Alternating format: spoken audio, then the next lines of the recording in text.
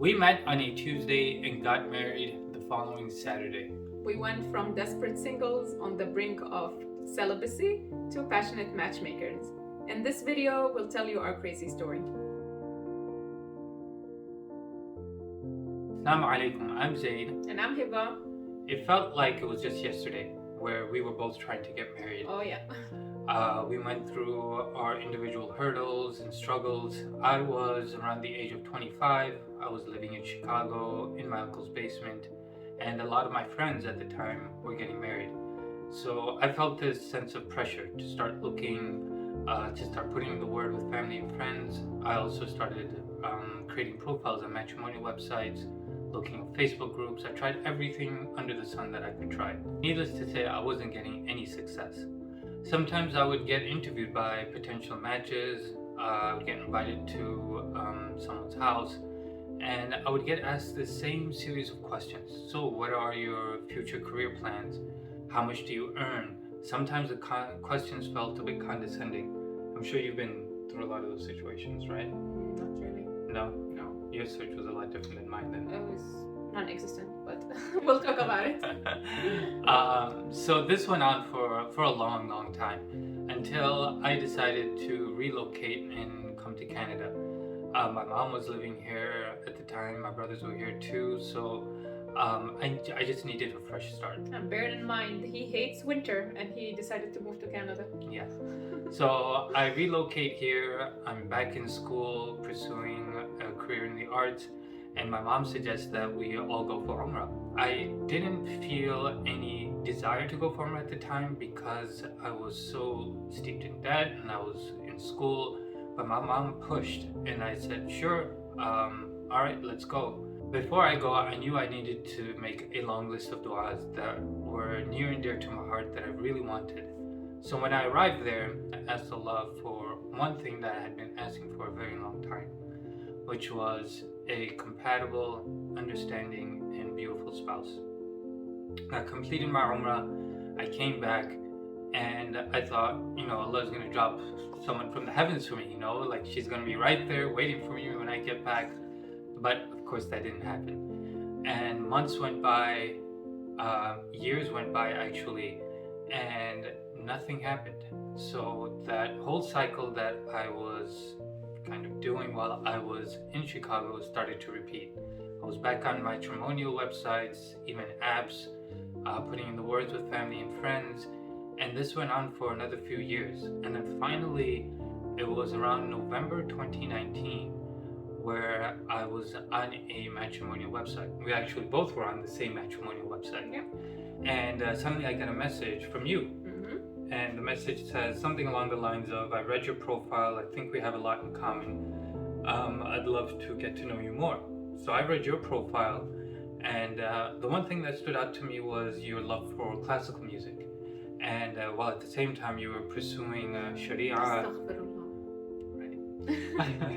No, astaghfirullah about the music, not the Sharia. Of course. Okay. Of course. So I, of course, was also pursuing a career in the arts, and I read your profile and immediately stood out to me. So we started talking, and the commonalities just kept getting bigger and bigger, right? It wasn't just art, our love for spiritual knowledge, our love for just like simplicity and just a very like simple lifestyle. Minimalistic lifestyle. Yeah. And this went on for a few weeks where we were talking on Skype, and like your parents were of course aware that you were using a matrimonial website. My parents knew that I was also searching, and then we just finally got to a point where we had to address the elephant in the room, which was you're all the way in Jordan studying, you're from Palestine, and I'm here in Canada, and of course we got to meet face to face. We got to go through all the formalities before we can really take this forward. So how are we going to make this happen? The crazy thing was that you had signed up for the ICNA convention months prior to us even talking. Subhanallah, I wanted to attend the Mass ICNA since 2015, my first year in University of Jordan. My dad said, wait until you finish your studies and then you can go. And that year was 2019, subhanallah. I signed up for the convention And then Yeah. we started talking Yeah. after like months after. So we agreed, so this is still November, so we agreed to meet up at the IGNA convention, of course with the knowledge and awareness of our parents, and see if we could make this work. Yeah. But the interesting thing was that by the time that date rolled around, we felt that we had so much in common, we were so compatible, we said, let's meet with the intention of having a nikah done. So of course, the most important thing was for us to talk to each other's parents. So the next thing I know, I'm jumping on a Skype call to speak to your parents. Now keep in mind, her parents don't speak English, so... And he doesn't speak Arabic. I don't speak Arabic, so it was just Hiba translating on the call. I think my uncle was also on the call, and my sister. Yes, right? So her uncle and sister do speak some pretty fluent English. So it was a relatively short call because, like, alhamdulillah, Hiba put in a good word with her parents for me, and they gave me the green light on the call. So then Hiba met my parents, and my parents were very pleased, and my parents gave her the green light too. So next thing I know, I'm contacting my aunt in Chicago, asking her if I could use her basement to have my nikah, because mashallah, they have a big place. And she of course says yes. And I contact my closest family and friends and say, hey, I'm meeting a girl for the first time in Chicago. I'm planning on having my nikah done the same week. And that was it. So Hiba and I, we met in Chicago on a Tuesday. The following Saturday, we had our nikah in my uncle's basement with maybe 50 or 60 close family and friends. Her family was on Skype. One of my close friends performed the nikah. And the cool thing to note about the day that our nikah was performed was the date itself. Our nikah happened on December 28th, 2019. And the day I performed Umrah was December 28th, 2016. So alhamdulillah, Allah granted my my du'as 3 years exactly from the date that I asked for a beautiful, compatible, and understanding spouse. SubhanAllah. Yeah. Wow. We told our story many times in workshops, at events, and our podcast. But every time we tell our story, I just think again to myself, subhanAllah, it's like Allah was preparing us and putting us in like different experiences and tests and places for us to meet on that day. I come from the Middle East, and I don't know if you guys are familiar with, but back home in the Middle East, us Arabs, usually the girl takes a very passive approach. There's nothing basically she can do except look nice, attend some weddings, some parties, with the hopes she would get noticed by a guy or a guy's mother or a guy's sister, and things happen organically.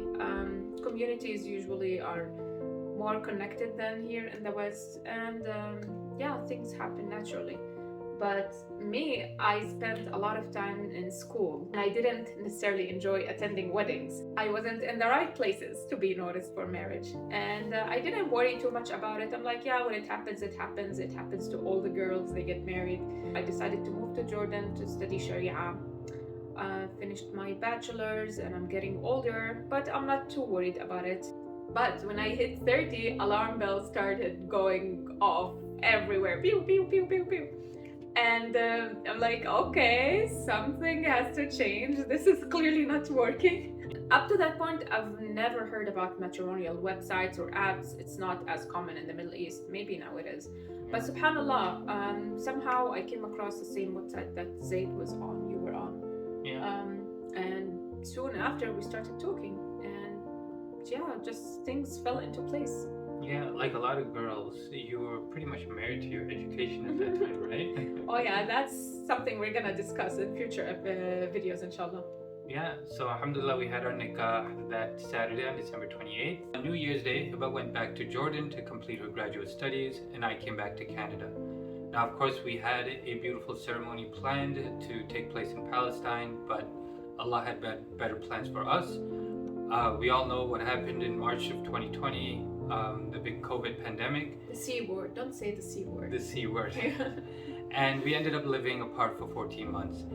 We learned a lot during that time apart, and thank God for Skype and WhatsApp. Otherwise, God knows how we would have made it work. Using letters and doves. Or emails. But Alhamdulillah, we had the time to reflect on our journeys trying to get married. Hiba had her unique struggles and I had mine. Yeah. I faced a lot of cultural barriers, unrealistic expectations, and the list goes on. Yeah. And with you? In my case, it was passiveness that I'm sure most of us Arab girls go through, and it just doesn't help. It doesn't work. These days, it doesn't work. Exactly. And so we thought, or I suggested the idea to Hiba that we should try to create something better for younger Muslims, something that works for the younger generation, but of course is rooted in our deen. Yeah.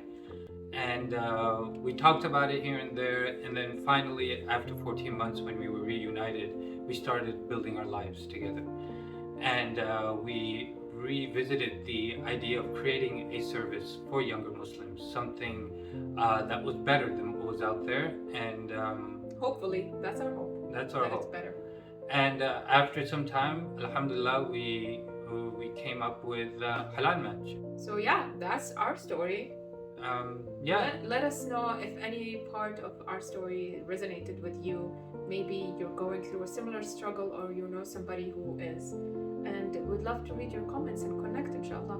Inshallah. Until next time. Assalamu alaikum. Assalamu alaikum.